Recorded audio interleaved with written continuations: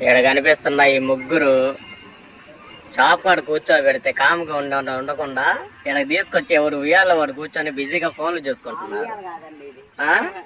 ఏడకి వచ్చినా ఫోన్లు చూస్తారు, షాప్ కాడ వచ్చినా ఫోన్లు చూస్తారు. వీళ్ళు ఏం చేస్తున్నారో నేను వీడియో తీయడం సరిపోయింది వ్యాపారం.